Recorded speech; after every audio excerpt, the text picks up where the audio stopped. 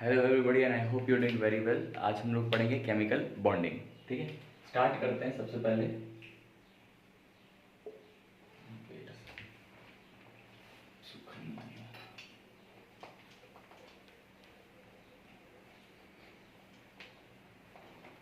ठीक है, इधर ध्यान देना। लेट्स से ये कोई एटम है, ये उसका न्यूक्लियस होगा और ये एटम है। सेम चीज ये दूसरा कोई एटम है, उसका न्यूक्लियस और ऐसा साइज या शेप। ठीक है, अब होता क्या है, इस एटम के पास इलेक्ट्रॉन, ठीक है, एटम है, न्यूक्लियस, इलेक्ट्रॉन। सेम ये एटम है, न्यूक्लियस है, इलेक्ट्रॉन्स है। होपफुली दिख रहा होगा। चलो ठीक है, ये एटम है, ये एटम है। अब होता क्या है, ध्यान से देखना। अगर ये एटम है, ये एटम है, अगर ये दोनों पास पास आ रहे हैं तो इसका डेफिनेटली मतलब ये न्यूक्लियस इस पे फोर्स ऑफ अट्रैक्शन लगाएगा। ठीक है, इसका न्यूक्लियस इसके इलेक्ट्रॉन पे अट्रैक्शन फोर्स लगाएगा। राइट, सेम चीज। अब ये न्यूक्लियस है, ये इलेक्ट्रॉन है, इसका न्यूक्लियस इसके इलेक्ट्रॉन को खींच रहा होगा, इसका न्यूक्लियस इसके इलेक्ट्रॉन को खींच रहा होगा बेसिकली, है ना। ये न्यूक्लियस इसके इलेक्ट्रॉन्स को खींच रहा होगा और ये न्यूक्लियस इसके इलेक्ट्रॉन्स को खींच रहा होगा। ऐसा करके दोनों पास पास आ रहे होंगे। ठीक है, अगर पास पास आ रहे हैं तो ये देखना, यहां पे इलेक्ट्रॉन्स इलेक्ट्रॉन्स इनके बीच में क्या हो रहा होगा, रिपल्शन। रिपल्शन सेम चीज, न्यूक्लियस और न्यूक्लियस इन दोनों के बीच में हो रहा होगा रिपल्शन। ठीक है, तो कभी भी अगर दो एटम्स आस पास आते हैं, पास आते हैं, अब दिस ऑब्वियसली एक पहले दो एटम्स को दूर दूर रखो, देन उसको पास पास रखो। अगर पास पास आ रहे हैं इसका मतलब क्या, दो फोर्सेस एक्ट कर रहे हैं। दो फोर्स कौन कौन से, एक अट्रैक्शन फोर्स एक्ट कर रहे हैं एंड एक रिपल्शन फोर्स एक्ट कर रहे हैं। अट्रैक्शन माने इसका न्यूक्लियस इसके इलेक्ट्रॉन्स को खींच रहा होगा, इसका न्यूक्लियस इनके इलेक्ट्रॉन्स को खींच रहा होगा, ऐसे करके वो अट्रैक्ट हो रहे हैं। दूसरी बात, इसका न्यूक्लियस इसके न्यूक्लियस इन दोनों के बीच में न्यूक्लियस न्यूक्लियस में पॉजिटिव चार्ज है तो वो रिपल कर रहे होंगे, प्लस इस एटम के इलेक्ट्रॉन्स इस एटम के इलेक्ट्रॉन्स को रिपेल कर रहे होंगे। तो दो फोर्सेस साइमल्टेनियसली एक्ट करता है, attraction force and repulsion force. ठीक है, अगर टू फोर्सेस एक्ट साइमल्टेनियसली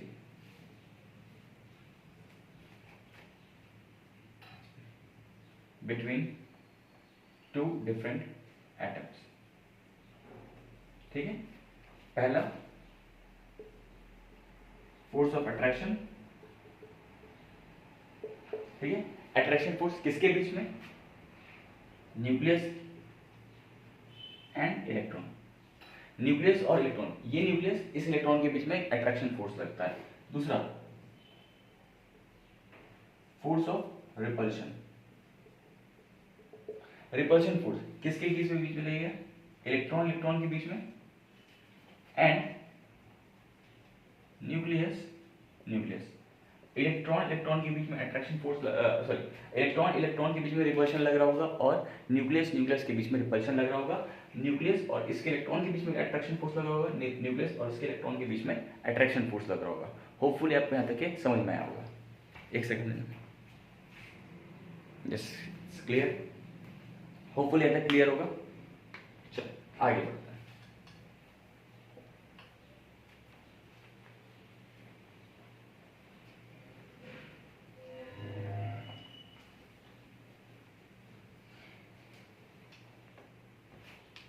चलिए इधर देखना,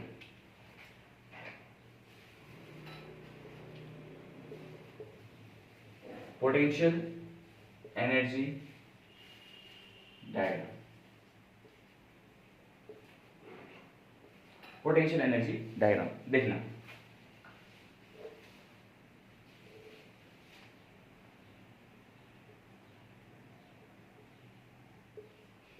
एनर्जी ग्राफ है, पॉजिटिव एनर्जी नेगेटिव एनर्जी।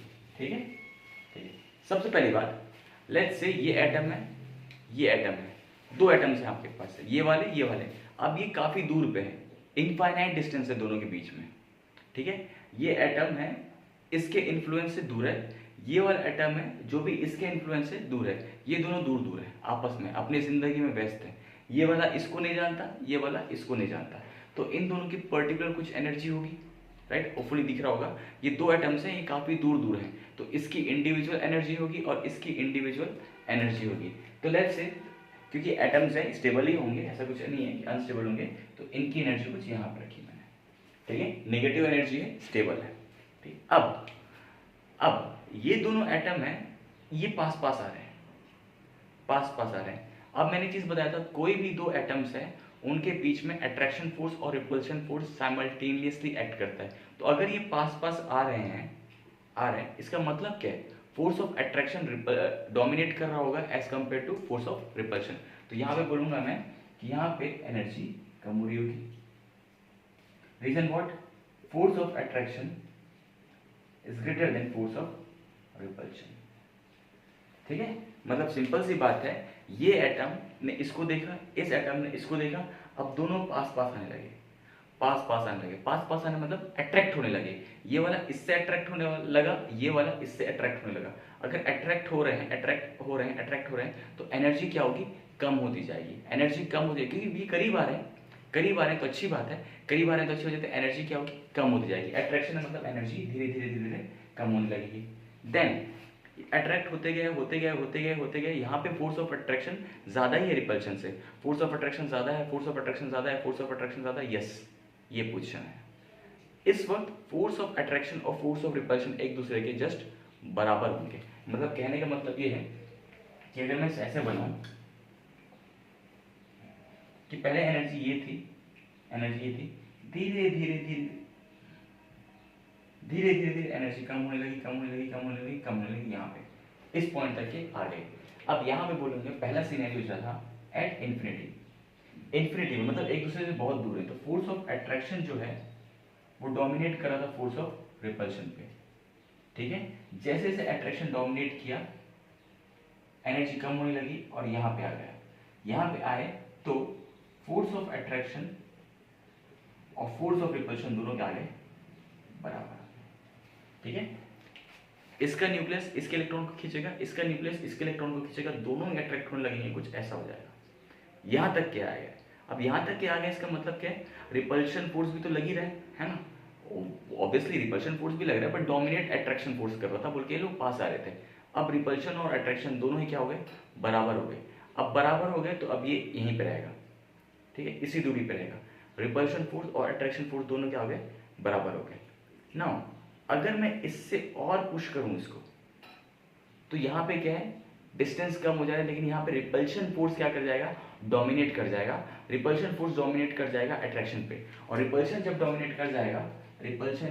कर जाएगा तो एनर्जी बढ़ जाएगी। होपफुली आपको समझ में आ गया होगा। पहले इन सिनेरियो पे अट्रैक्शन डोमिनेट करता है, then force of attraction force of repulsion बराबर हो जाते हैं। अगर तुमने और डिस्टेंस कम कर दिया तो रिपल्शन, इलेक्ट्रॉन क्लाउड के बीच में इतना रिपल्शन होगा कि एनर्जी काफी बढ़ जाएगी। एनर्जी बढ़ जाएगी तो ग्राफ कुछ ऐसा आ जाएगा। तो इस सिनेरियो पे फोर्स ऑफ रिपल्शन जो है वो ज्यादा होगा फोर्स ऑफ अट्रैक्शन से, ठीक है। तो यहां पे देखना, जब फोर्स ऑफ अट्रैक्शन और फोर्स ऑफ रिपल्शन बराबर आ जाते हैं, डिस्टेंस ये हो जाती है, इस डिस्टेंस को बोलते हैं हम लोग बॉन्ड लेंथ। ये वाली जो डिस्टेंस होती है, ये वाली, इस डिस्टेंस को बोलते हैं हम लोग बॉन्ड लेंथ। जब फोर्स ऑफ अट्रैक्शन और फोर्स ऑफ रिपल्शन बराबर आ गए, बेसिकली जब अट्रैक्शन हो रहा है तो स्टेबिलिटी आ रही है। यहाँ पे फोर्स ऑफ अट्रैक्शन और फोर्स ऑफ रिपल्शन दोनों बराबर है, इस कंडीशन पे स्टेबिलिटी मैक्सिमम होगी। यहाँ पे इस कंडीशन पे, ये बॉन्ड लेंथ है, यहाँ पे force of attraction force of repulsion बराबर आ गए, यहाँ पे मैक्सिमम स्टेबिलिटी होती है। मैक्सिमम स्टेबिलिटी मतलब मिनिमम एनर्जी सबसे ज्यादा कम यहीं पे, यहाँ पे मैं लिख देता हूँ मिनिमम एनर्जी, ठीक है। मैक्सिमम स्टेबिलिटी और ये मिनिमम एनर्जी, और यहाँ पे आगे जाओगे तो रिपल्शन बढ़ जाएगा अट्रैक्शन से। तो कुछ इस तरीके का सिनेरियो होता है। ये जो एक्सिस होता है इसको बोलते हैं डिस्टेंस। ठीक है, ये डिस्टेंस है और ये है एनर्जी का कर्व। ये है potential energy curve. Force of attraction ज़्यादा होता है फोर्स ऑफ रिपल्शन से, अट्रैक्शन रिपल्शन दोनों बराबर रहते हैं, देन रिपल्शन बढ़ जाता है अट्रैक्शन से। तो ये पूरा ऐसा अपना सिनेरियो है। ठीक है, पोटेंशियल एनर्जी कर्व। इसको अच्छे से बनाऊं तो कुछ इस तरीके का दिखता है, सुंदर नहीं दिख रहा ये।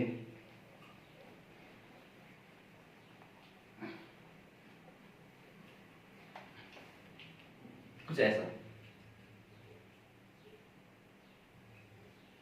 ये अच्छा दिख रहा है। हाँ, potential energy versus distance. Hopefully आपको समझ में आ गया होगा। ठीक है, केस 1 एट इंफिनिटी। जब डिस्टेंस इंफिनिटी था तब क्या था?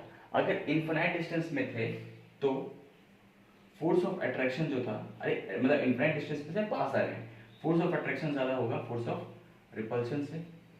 ठीक है, दूसरी बात, अगर अट्रैक्शन ज्यादा है रिपल्शन से तो दूसरी बात डिस्टेंस क्या होगा? डिस्टेंस क्या होगा? कम होता जाएगा। अगर अट्रैक्शन ज्यादा है रिपल्शन से, दो एटम है, दोनों के बीच में डोमिनेटिंग फोर्स अट्रैक्शन है, अट्रैक्शन ज्यादा है तो डिस्टेंस कम होगा, और डिस्टेंस कम होगी तो एनर्जी जो होगी, एनर्जी वो भी क्या होगी? कम होती जाएगी। एनर्जी भी क्या है? कम। डिस्टेंस कम होगी तो एनर्जी कम होगी, केस 1 में कम होती जाएगी। तीसरी बात, स्टेबिलिटी जो है, स्टेबिलिटी जो है वो बढ़ती जाएगी। ठीक है, डिस्टेंस कम होता जाएगा, एनर्जी कम, इसमें इस केस में केस 1 में डिस्टेंस कम होता जाएगा, एनर्जी कम हो जाएगी, स्टेबिलिटी बढ़ती जाएगी। Very good. अच्छा, स्टेबिलिटी बढ़ती जाएगी। रिएक्टिविटी की बात करूं तो अगर कंपाउंड स्टेबल होते जा रहा है, अगर कंपाउंड स्टेबल होता जा रहा है तो रिएक्टिव क्यों करे? तो रिएक्टिविटी तो कम होनी है ना। सॉरी, फिर से बोल रहा हूँ, अगर कंपाउंड स्टेबल है तो रिएक्शन नहीं करेगा, मतलब रिएक्टिविटी कम होगी उसकी, रिएक्टिविटी कम होगी तो वही है। अगर मॉलिक्यूल स्टेबल होता जा रहा है तो बाकी के रिएक्शन क्यों ही करेगा? रिएक्टिविटी बहुत कम हो जाएगी। अगर स्टेबल है तो रिएक्टिव नहीं होगा। चलो, ये हो गया केस 1। एट केस 2,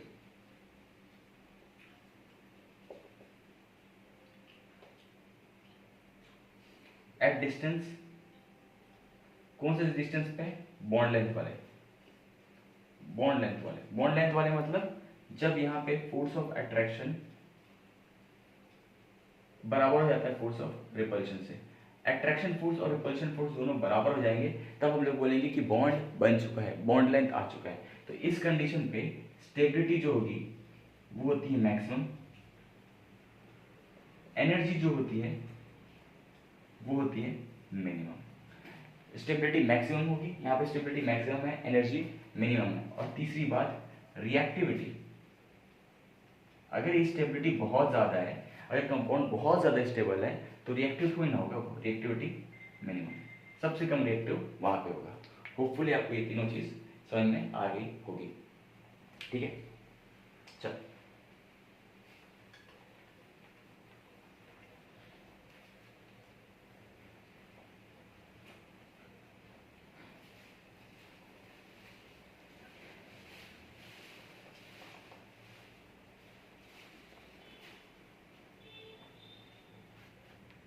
ठीक है, चलो इधर ध्यान देना।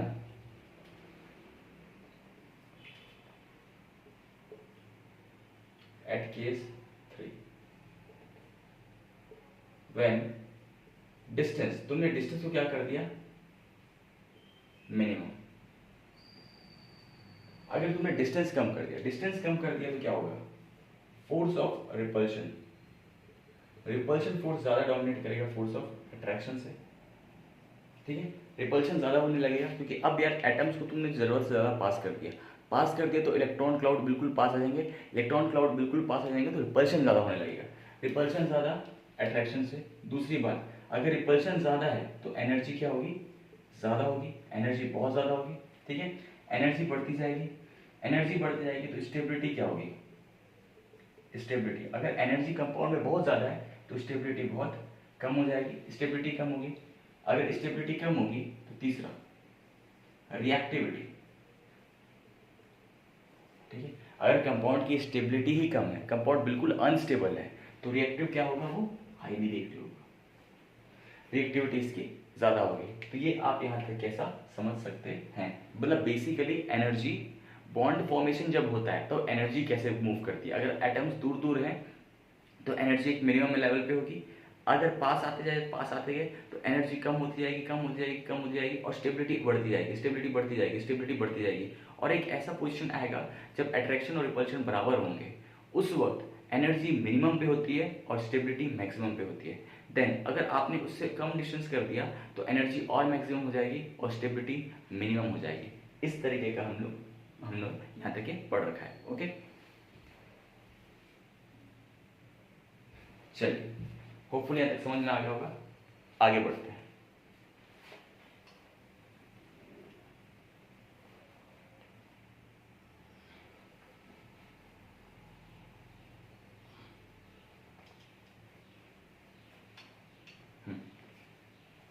चलो, सबसे तो पहले थ्योरी अपन पढ़ते हैं ऑक्टेट रूल के बारे में। ऑक्टेट रूल, ठीक है। ऑक्टेट रूल ये बोलता है tendency of an atom to achieve noble gas configuration. ये मतलब सारे एटम्स ट्राई करते हैं कि वो अपना नोबल गैस कॉन्फ़िगरेशन अचीव करे। जितने भी एटम्स है वो ट्राई क्या करते हैं, सोडियम है, पोटेशियम है, ये सब क्या ट्राई करते हैं, क्लोरीन है, ब्रोमीन है, आयोडीन है, कार्बन है, नाइट्रोजन है, ये सब कोशिश क्या करते हैं कि वो किसी तरीके से नोबल गैस कॉन्फ़िगरेशन अचीव करें। या तो तुम ऐसा बोल सकते हो कि हाँ, वैलेंस शेल में 8 या तो वैलेंस शेल में 2, ये करने की कोशिश करते हैं। Tendency of atom to achieve noble gas configuration, यही होता है ऑक्टेट रूल, ठीक है। दिस कैन बी डन, ये क्या, this can be done either by sharing of electrons और बाय ट्रांसफर ऑफ इलेक्ट्रॉन्स। ये अचीव किया जा सकता है बाय शेयरिंग ऑफ इलेक्ट्रॉन्स और बाय ट्रांसफर ऑफ इलेक्ट्रॉन्स, ठीक है। चलो,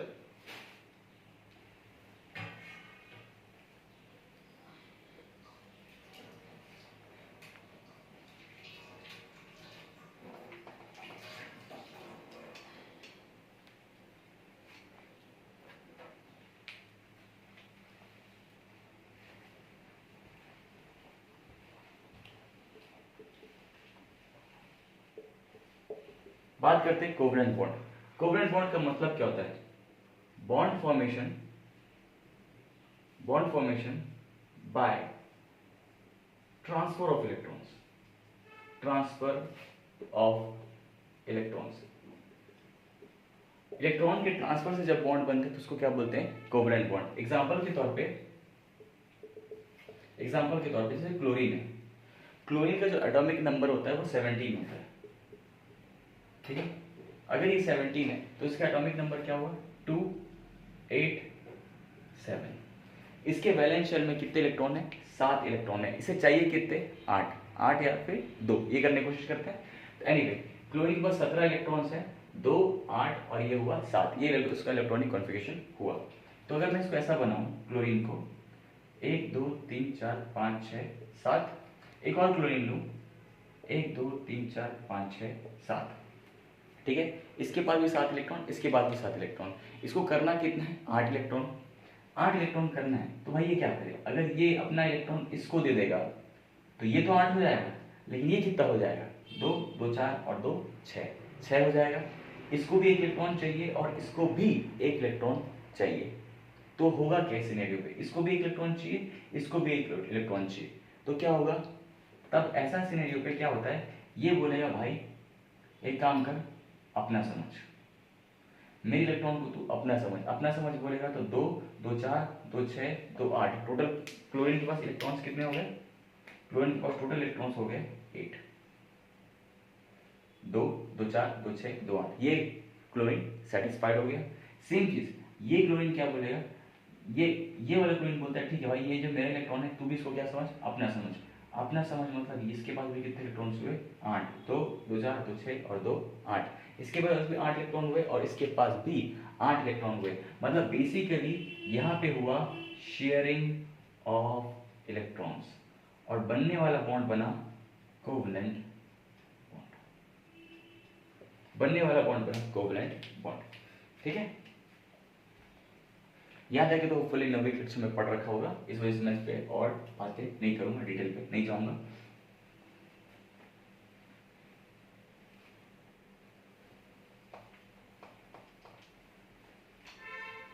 चार पांच एग्जांपल करवाने का कोई फायदा नहीं, तो ऑब्वियसली आपको पता ही होगा ये सब चीज तो। ठीक है, ठीक। अब बात करते हैं आयनिक बॉन्ड।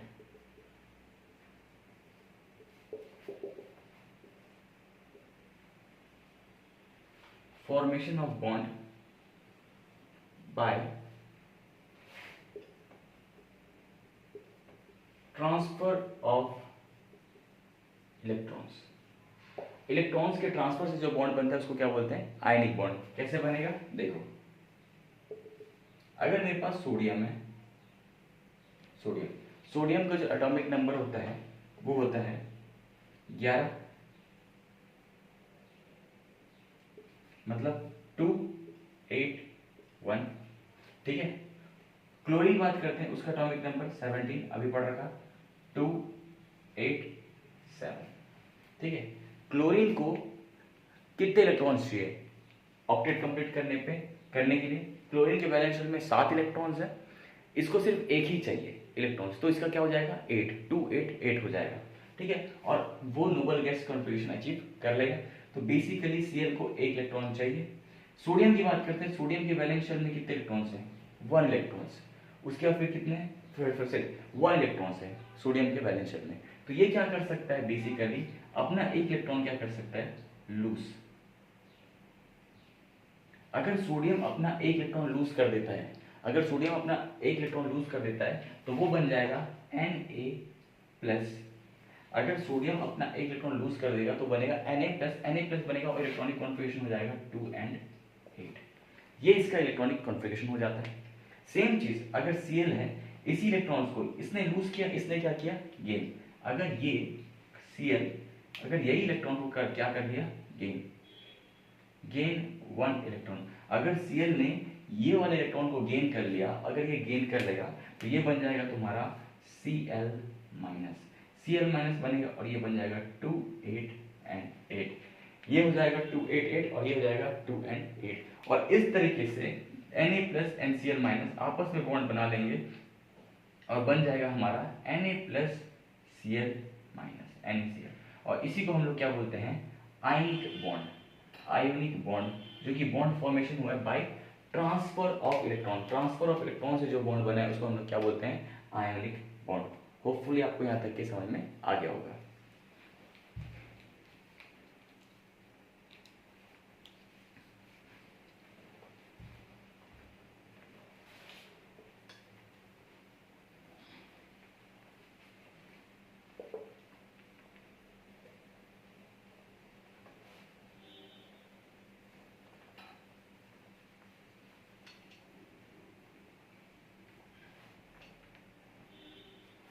ठीक है, इधर ध्यान देना।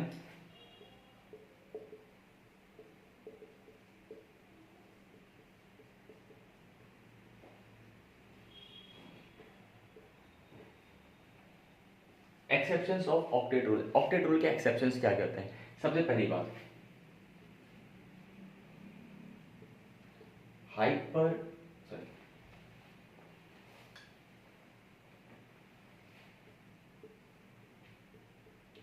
हाइपोवैलेंट स्पीसीज। ठीक है, सबसे पहले ऑक्टेट रूल ने ये बोला था कि कोई भी एटम ट्राई करता है नोबल गैस कॉन्फ़िगरेशन अचीव करने के लिए, यही बोला था ऑक्टेट रूल ने। लेकिन कुछ ऐसे स्पीशीज हैं हाइपोवैलेंट स्पीशीज, जैसे एग्जांपल के तौर पे इधर ध्यान दो, इसको छोड़ो, इसको छोड़ो, अभी के लिए छोड़ो। अभी तक मैंने क्या पढ़ाया था कि मैंने ये बोला कि ऑक्टेट रूल ने बोला था कि कोई भी एटम ट्राई करता है to achieve noble gas configuration, ठीक है। लेट्स से बोरोन है, बोरोन के वैलेंस शेल में है 5 इलेक्ट्रॉन्स, सॉरी बोरोन का एटॉमिक नंबर है 5 है, तो ये हो जाएगा 2n3। इसके वैलेंस शेल में है 3 इलेक्ट्रॉन्स, तो बोरोन के वैलेंस शेल में है 1 2 3 इलेक्ट्रॉन्स। हाइड्रोजन जो होता है उसके वैलेंस शेल में, सॉरी उसका एटॉमिक नंबर एक ही है, तो उसके पास एक ही इलेक्ट्रॉन होते हैं। तो लेट्स से ये हाइड्रोजन है, इसके पास है 1 इलेक्ट्रॉन, ये हाइड्रोजन है उसके पास है 1 इलेक्ट्रॉन, ये एक हाइड्रोजन है जिसके पास है 1 इलेक्ट्रॉन, ठीक है। ये बोरोन हुआ, इसके वैलेंस शेल में 3 इलेक्ट्रॉन, हाइड्रोजन के पास 1, हाइड्रोजन के पास 1, हाइड्रोजन के पास 1। अब क्या होता है, ये वाला बॉन्ड ऐसा बन जाएगा, ये वाला बॉन्ड ऐसा बन जाएगा, ये वाला बॉन्ड ऐसा बन जाएगा। मतलब ये अपने इलेक्ट्रॉन्स की शेयरिंग कर, बोरोन अपना इलेक्ट्रॉन इसके साथ शेयर करेगा, अपना 1 इलेक्ट्रॉन इसके साथ शेयर करेगा, अपना 1 इलेक्ट्रॉन इसके साथ शेयर करेगा। इस तरीके से तुम्हें क्या मिल जाएगा, BH3 का स्ट्रक्चर मिल जाएगा प्रॉपरली। ये ऐसा कुछ बना, हाइड्रोजन सेटिस्फाई हो गया, हाइड्रोजन सेटिस्फाई हो गया और हाइड्रोजन भी सेटिस्फाई हो गया। मतलब हाइड्रोजन के पास करेक्टली, इस हाइड्रोजन के पास 2 इलेक्ट्रॉन, इसके पास 2 इलेक्ट्रॉन, इसके पास 2 इलेक्ट्रॉन, एक खुद के एक बोरोन का। हाइड्रोजन अपना क्या है, सेटिस्फाइड है। अब बोरोन के पास, बोरोन भैया के पास कितने इलेक्ट्रॉन्स हैं, बोरोन भैया के पास 2 2 2 4 2 6। बोरोन के पास आफ्टर बॉन्डिंग, बॉन्डिंग के बाद बोरोन हैज, बोरोन के पास बॉन्डिंग के बाद बोरोन के पास क्या है, boron has 6 electrons, 6 electron in valence shell. Boron के पास बॉन्डिंग के बाद कितने इलेक्ट्रॉन है, 6 इलेक्ट्रॉन है। लेकिन ऑक्टेट रूल ने क्या बोला था, जब बॉन्डिंग होगी तो क्या होएगा, या तो 2 इलेक्ट्रॉन्स होंगे या तो कितने इलेक्ट्रॉन्स होंगे, 8। लेकिन यहाँ पे बोरोन के पास बॉन्डिंग के बाद कितने इलेक्ट्रॉन्स हैं, 6 इलेक्ट्रॉन। इसका मतलब क्या है, ऑक्टेट रूल यहाँ पे गलत हो जाता है, इसके एक्सेप्शंस हैं। मतलब बेसिकली हाइपोवैलेंट स्पीसीज वो होता है, species having less than 8 electrons in valence shell. ऐसे स्पीसीज जिसमें 8 से कम इलेक्ट्रॉन है वैलेंस शेल में, उसको हम लोग क्या बोलते हैं, हाइपोवैलेंट स्पीसीज। एग्जांपल के तौर पे क्या आ गया, BH3 आ गया, ठीक है। और कुछ एग्जांपल लेते हैं इसमें। एग्जांपल और दूसरा एग्जांपल लेते हैं, BE बेरिलियम। बेरिलियम का जो एटॉमिक नंबर होता है वो होता है 4, ठीक है। 4 है मतलब 2 वैलेंस शेल में इसके पास है सिर्फ 2 इलेक्ट्रॉन्स,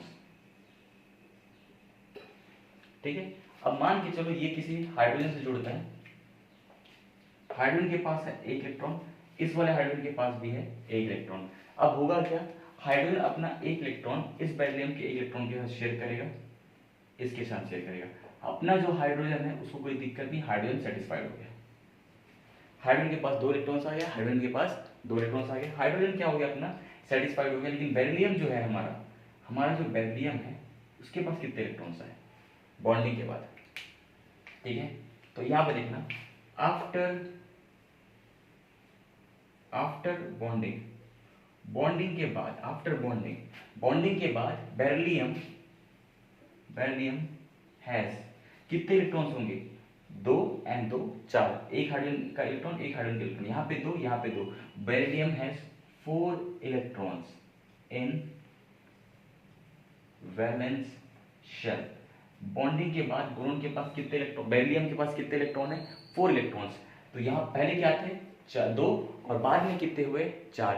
तो भाई ऐसा नहीं है कि बॉन्डिंग सिर्फ तभी होगी जब नोबल गैस कॉन्फ़िगरेशन अचीव होगा, मतलब 2 या 8 उसके लिए नहीं होती, ऐसी भी बॉन्डिंग हो जाती है। मतलब कोई भी एटम ये ट्राई नहीं करता कि नोबल गैस कॉन्फ़िगरेशन ही अचीव करे, वो ऑक्टेट रूल ने बोला था। उसके जो एक्सेप्शंस में हाइपोवैलेंट स्पीसीज, ऐसे स्पीसीज जिनके पास लेस देन 8 इलेक्ट्रॉन्स होते हैं वैलेंस शेल में, ठीक है। उसमें क्या पढ़ा है मैंने, बेरिलियम एंड बोरोन। ये ऐसे स्पीसीज हैं जो बॉन्ड बनाते हैं और बॉन्ड बनने के बाद भी इनके पास 2 या 8 इलेक्ट्रॉन्स नहीं होते, नोबल गैस कॉन्फ़िगरेशन नहीं करते, इनको बोलते हैं हाइपोवैलेंट स्पीसीज।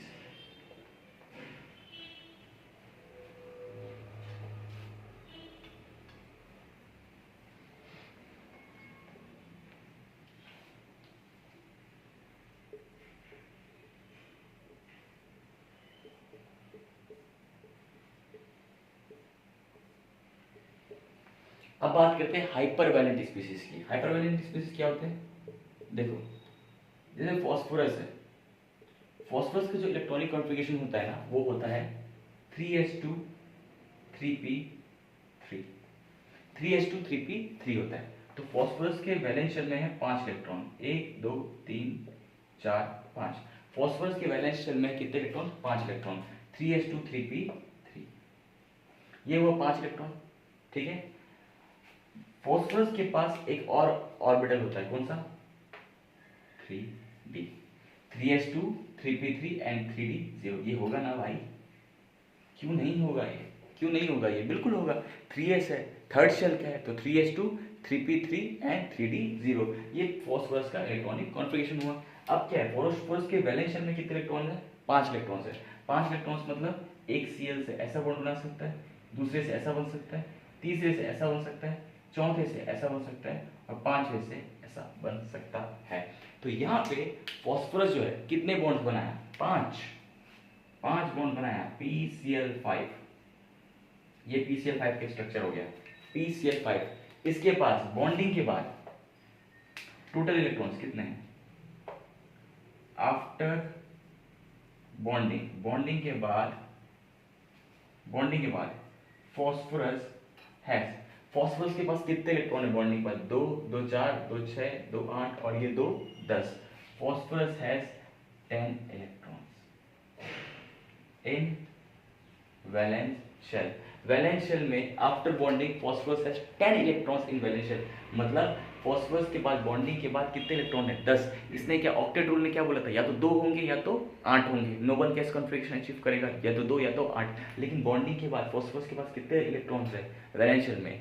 10 इलेक्ट्रॉन्स है, 10 इलेक्ट्रॉन्स है। इसका मतलब क्या है? हाइपर वैलेंट स्पीसीज का मतलब होता है species having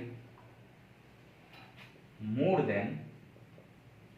than 8 electrons in valence shell.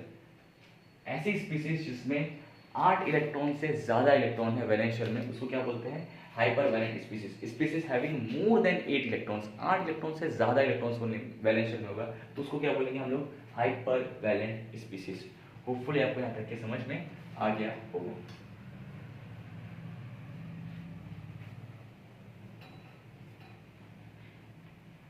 एक और एग्जांपल करते हैं। एग्जांपल के तौर पे SF6। SF6 का मतलब SF6 जैसे सल्फर है, इसका जो इलेक्ट्रॉनिक कॉन्फ़िगरेशन होता है वो होता है 3s2 3p4, 3s2 3p4। 3s2 sulphur जो है उसके वैलेंस शेल में है 2 4 और 2, कितने? 6 इलेक्ट्रॉन्स। 1 2 3 4 5 6। कैसे बोलता हूँ? 1 2 3 4 5 6। ये है सल्फर पे 6 इलेक्ट्रॉन वैलेंस शेल में। और ये भी होगा 3s2 3p, और क्या होगा बेटा? 3d 0। d ऑर्बिटल पे खाली है ना, पर 3d तो है। 2s 2p, 3s 3p 3d, 4s 4p 4d 4f। Fourth shell में 4 ऑर्बिटल्स होते हैं, है ना। थर्ड शेल में 3 ऑर्बिटल्स होते हैं, 3s 3p 3d। चलो, अब ये हुआ 3s2 3p4 3d 0। अब कितने फ्लोरीन है मेरे पास? 6। तो एक फ्लोरीन तुम यहाँ से जोड़ सकते हो, एक फ्लोरीन तुम यहाँ से जोड़ सकते हो, एक यहाँ से जोड़ोगे, 3 यहाँ पे जुड़ गए, ये 4 ये 5 और ये हुआ टोटल 6। तो टोटल कितने फ्लोरीन जुड़े? 6। तो यहाँ पे मैं बोल सकता हूँ आफ्टर बॉन्डिंग के बाद सल्फर हैज, बॉन्डिंग के बाद सल्फर के पास कितने इलेक्ट्रॉन्स हैं? 2 2 4 2 6 2 8 2 10 2 12। Bonding sulphur has 12 electron in valence shell. Valence shell में बॉन्डिंग के बाद sulphur has 12 electrons in valence shell. Bonding के बाद सल्फर के पास कितने इलेक्ट्रॉन्स हैं? 12 इलेक्ट्रॉन्स हैं। ठीक है, ये है।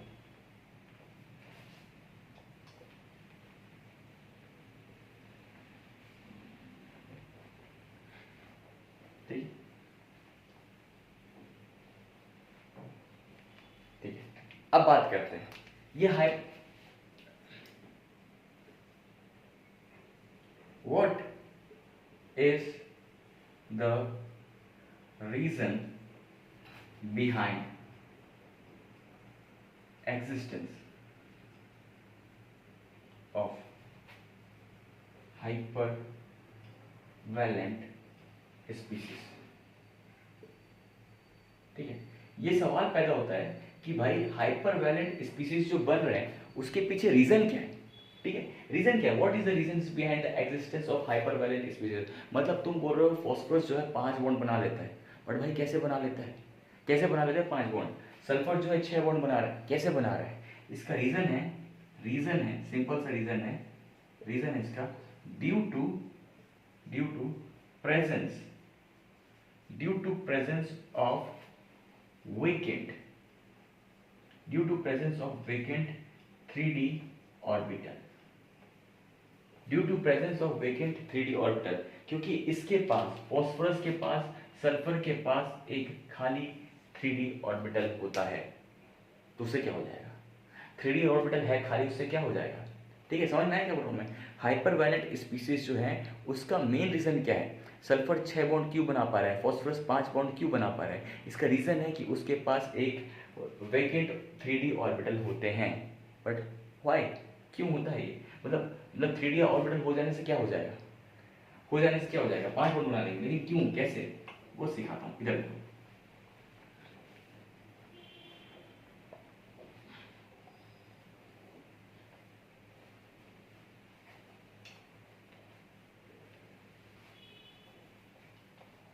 देखो, जो फॉस्फोरस होता है, फॉस्फोरस उसके वैलेंस शेल में है 3s2 3p3 एंड 3d0। ठीक है, अगर मैं नाइट्रोजन लूँ यहाँ पे नाइट्रोजन, तो नाइट्रोजन का इलेक्ट्रॉनिक कॉन्फ़िगरेशन होता है 2s2 2p3। अब 2d मत बना देना, नाइट्रोजन के पास 2d नहीं होता। ठीक है, 3s2 3p3 3d0। इसका मतलब क्या है, ये 3s2, ये हुआ हमारा 3d 3p3 और ये d हो गया हमारा खाली 1 2 3 4 5, 1 2 3 4 5, ये हुआ 3s2 3p3 एंड 3d0। ये हुआ हमारा क्या, ये हुआ हमारा ग्राउंड स्टेट, ये होता है अपना ग्राउंड स्टेट में configuration 3s2 3p3 and 3d0। ठीक है,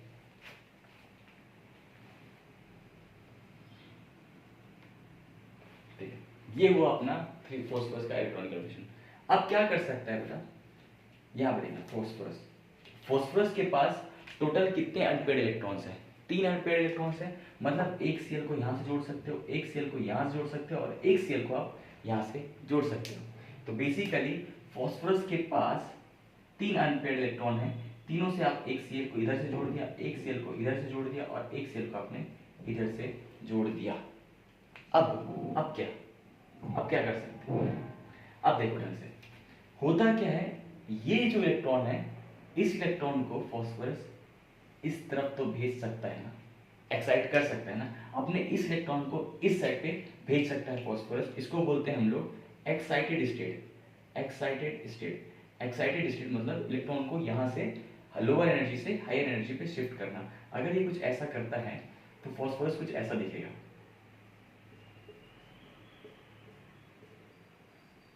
ऐसा 1 2 3 4 5। फॉस्फोरस के पास टोटल कितने अनपेड इलेक्ट्रॉन हो गए, 5 अनपेड इलेक्ट्रॉन हो गए। तो 1 2 3 4 5, यहाँ से Cl जोड़ दो और यहाँ से भी Cl जोड़ दो। तो बेसिकली वेकेंट d ऑर्बिटल था, तो अपने इलेक्ट्रॉन्स को यहाँ से यहाँ पुश कर पाया, 5 अनपेड इलेक्ट्रॉन्स आए, 5 अनपेड इलेक्ट्रॉन से बॉन्ड बन गया। ये हो गया तुम्हारा फॉस्फोरस ने कितने बॉन्ड बनाए, 5, due to presence of vacant 3d orbital. Main कहानी किसकी है, इसकी। अगर ये नहीं होता तो इलेक्ट्रॉन एक्साइट नहीं होता, तो 5 अनपेड इलेक्ट्रॉन नहीं होते, और 5 अनपेड इलेक्ट्रॉन नहीं होते तो 5 बॉन्ड ये नहीं बनता। यहाँ पे देखो नाइट्रोजन क्या है, 2s2 2p3 है, ये नाइट्रोजन है 2s2 2p3 है। ठीक है, नाइट्रोजन कुछ ऐसा है,